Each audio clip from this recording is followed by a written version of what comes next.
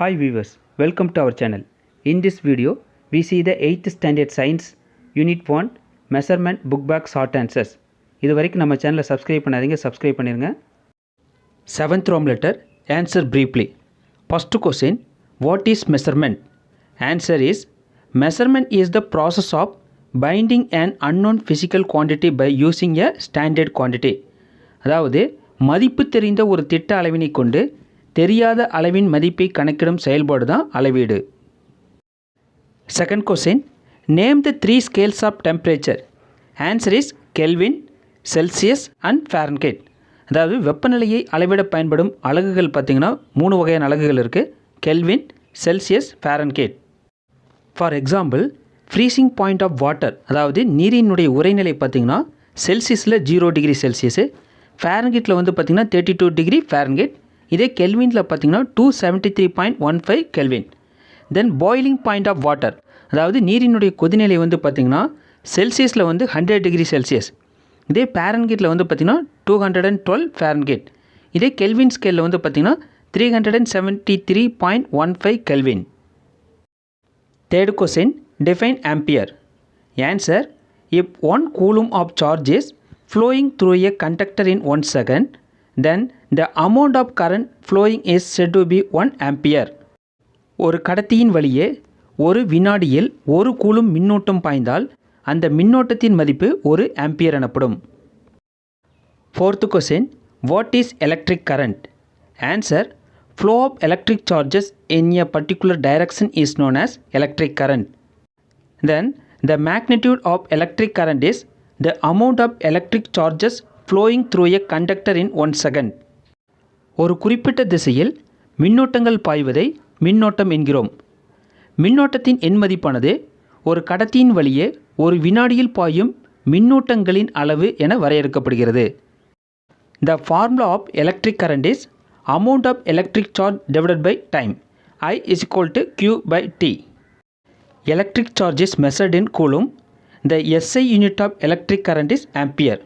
அதாவது மின்னோட்டம் கண்டுபிடிப்பதற்கான ஃபார்முலா வந்து பார்த்திங்கன்னா மின்னோட்டத்தின் அளவு டிவைடட் பை காலம், அதாவது I is equal to Q by T. இங்கே மின்னோட்டம் வந்து கூலும் என்ற அலகால் அளவிடப்படுகிறது.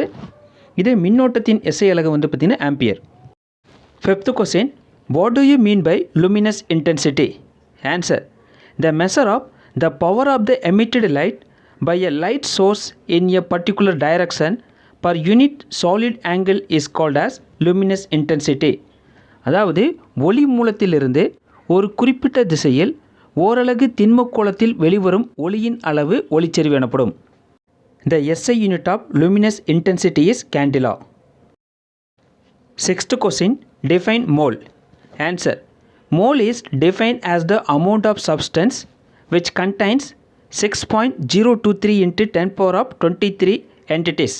It is denoted as mole, MOL அப்படிங்குவாங்க.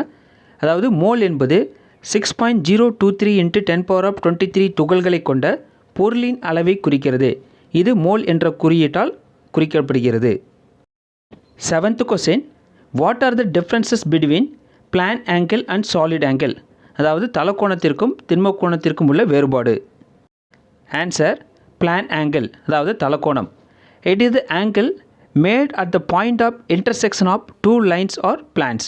அதாவது இரு கோடுகள் அல்லது இரு தளங்கள் வெட்டி கொள்வதால் உருவாகும் கோணம் தான் Talakona. Then solid angle, it is the angle by the intersection of 3 or more planes at a common point. அதாவது 3 அல்லது அதற்கு மேற்பட்ட தளங்கள் ஒரு பொதுவான புள்ளியில் வெட்டி கொள்வதால் உருவாகும் கோணம் திண்ம கோணம். Then plan angle, it is 2 dimensional, அதாவது இரு பரிமாணம் கொண்டது. Then solid angle, it is 3 dimensional, அதாவது திண்மக்கோணம் வந்து பார்த்திங்கன்னா முப்பரிமாணம் கொண்டது. Then plan angle, its unit is radian, அதாவது SI unit of plan angle is radian. Then solid angle, its unit is stadian, அதாவது திண்மக்கோணத்தினுடைய SI அலகு வந்து பார்த்திங்கன்னா stadian. 8th Roman letter, answer in detail. First question, list out the base quantities with their units. அதாவது அடிப்படை அளவுகளை அவற்றின் அலகுகளுடன் பட்டியலிடுக. First quantity length, அதாவது நீளம். இதனுடைய யூனிட் வந்து பார்த்திங்கன்னா மீட்டர்.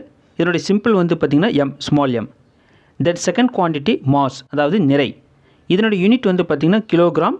kg. இதனுடைய சிம்பிள் வந்து பார்த்திங்கன்னா kg. Then time, third one time காலம்.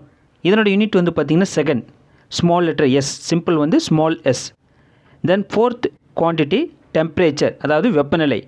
இதனுடைய யூனிட் வந்து பார்த்திங்கன்னா கெல்வின், சிம்பிள் வந்து பார்த்திங்கன்னா capital K. Then fifth one electric current, அதாவது மின்னோட்டம். இதனுடைய யூனிட் வந்து பார்த்திங்கன்னா ஆம்பியர், சிம்பிள் வந்து பார்த்திங்கன்னா capital A. Then sixth quantity amount of substance, அதாவது பொருளின் அளவு. இதனுடைய யூனிட் வந்து பார்த்திங்கன்னா மோல். இதனுடைய சிம்பிள் வந்து பார்த்திங்கன்னா MOL, mole. Then last quantity, அதாவது செவன்த் குவான்டிட்டி லுமினஸ் இன்டென்சிட்டி, அதாவது ஒளிச்செறிவு. இதனுடைய யூனிட் வந்து பார்த்திங்கன்னா கேண்டிலா. இதனுடைய சிம்பிள் வந்து பார்த்திங்கன்னா CD, ஸ்மால் லெட்டரில் CD. Second question, write a short note on different types of clocks, அதாவது கடிகாரங்களுடைய வகைகள். ஃபஸ்ட்டு டைப் வந்து பார்த்திங்கன்னா types of clocks based on display. There are two types of clocks based on display. They are first one analog clocks, then second one digital clocks. First one analog clocks. Analog clocks look like a classic clock. It has 3 hands to show the time. அதாவது காட்சியின் அடிப்படையில் கடிகாரங்களை வந்து ரெண்டு வகையை பிரிக்கிறாங்க. ஒன்று வந்து analogue கடிகாரம், இன்னொன்று வந்து பார்த்திங்கன்னா டிஜிட்டல் கிளாக். இந்த அனலாக் கடிகாரத்தில் வந்து பார்த்திங்கன்னா 3 குறிமுள்கள் வந்து நேரத்தை வந்து காட்டுகின்றன. First one hours hand. It is short and thick. It shows hour. அதாவது ஃபஸ்ட்டில் இருக்கிறது வந்து மணிமுள். இது வந்து பார்த்திங்கன்னா ரொம்ப ஷார்ட்டாக இருக்குது, அதே டைமில் தடிமனாகவும் அமைந்திருக்கும். இது கடிகாரத்தில் மணியை காட்டுகிறது. Second one minutes hand. It is long and thin. It shows minute. நிமிடமுள் வந்து பார்த்திங்கன்னா நீளமாகவும் மெல்லியதாகவும் இருக்கும். இது வந்து நிமிடத்தை காட்டுகிறது. Third one seconds hand. It is long and very thin. It shows second. It makes 1 rotation in 1 minute and 60 rotation in 1 hour. அதாவது வினாடி முள். இது வந்து நீளமாகவும் மிகவும் மெல்லியதாகவும் இருக்கும். இது வினாடியை குறிக்கிறது. இது ஒரு நிமிடத்திற்கு ஒரு முறையும் 1 மணிக்கு 60 முறையும் கடிகாரத்தை சுற்றி வருகிறது. Analog clocks can be driven either mechanically or electronically. இங்கே பிக்சரில் இருக்கிறது வந்து பார்த்திங்கன்னா analogue clock.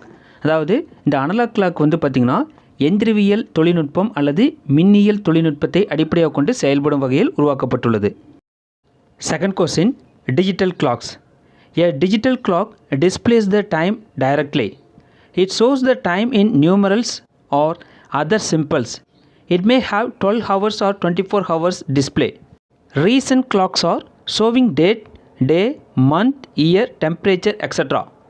Digital clocks are often called as electronic clocks. இந்த டிஜிட்டல் கிளாக்ஸ் எல்லாம் வந்து பார்த்திங்கன்னா டைரெக்டாக டைமை காட்டுது. ஏன்னா இது வந்து எண்களாகவோ அல்லது குறியீடுகளாகவோ காட்டுகிறது. இவை வந்து பார்த்திங்கன்னா 12 மணி நேரம் அல்லது 24 மணி நேரத்தை காட்டும் வகையில் வடிவமைக்கப்பட்டுள்ளது.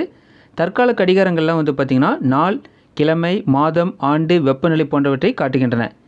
மோஸ்ட்லி இந்த டிஜிட்டல் கிளாக்ஸ் எல்லாம் பார்த்திங்கன்னா எலக்ட்ரானிக் கிளாக்ஸ், அதாவது மின்னியல் கடிகாரங்கள். Then second types of clock based on working mechanism. There are different types of clocks based on working mechanism. They are quartz clock and atomic clock. செயல்படும் முறையின் அடிப்படையில் கடிகாரத்தின் வகைகள் வந்து இரண்டாக பிரிக்கிறாங்க. ஒன்று குவார்ட்ஸ் கடிகாரங்கள், இன்னொன்று வந்து அணு கடிகாரங்கள்.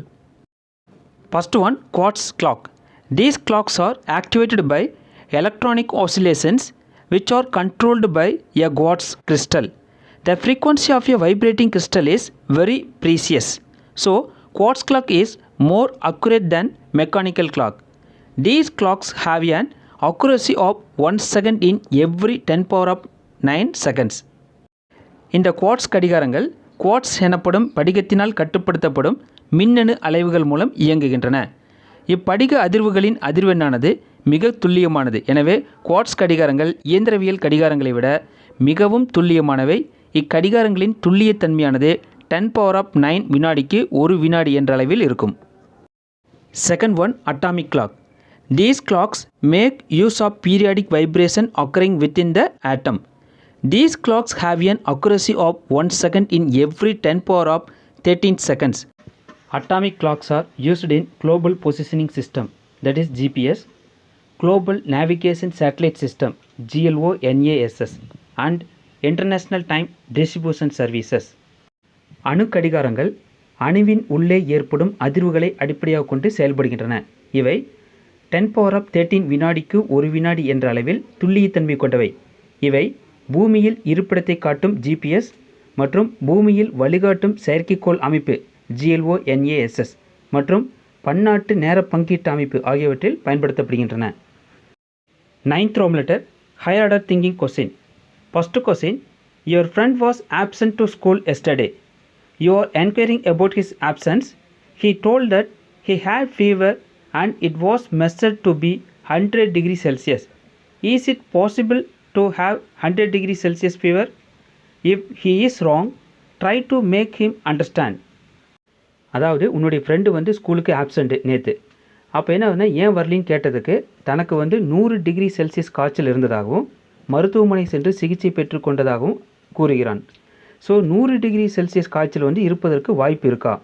அவன் கூறியது தவறு அப்படின்னா அதனை சரி செய்து அவனுக்கு புரிய வைக்கவும். Answer, no, it is not possible of 100 degree Celsius fever.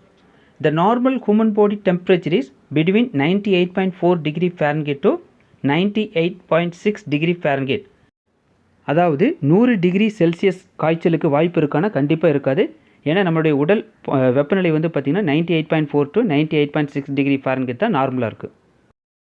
So he should say that he was affected by a fever of 100 degree Fahrenheit and it is not 100 degree Celsius. அதாவது அவங்களுக்கு வந்து பார்த்திங்கன்னா 100 டிகிரி Fahrenheit ஃபீவர் வேணால் வந்திருக்கலாம், 100 degree Celsius வந்திருக்காது. Thank you viewers for வாட்சிங் my video. நம்ம சேனலை சப்ஸ்கிரைப் பண்ணாதீங்க, சப்ஸ்கிரைப் பண்ணிடுங்க.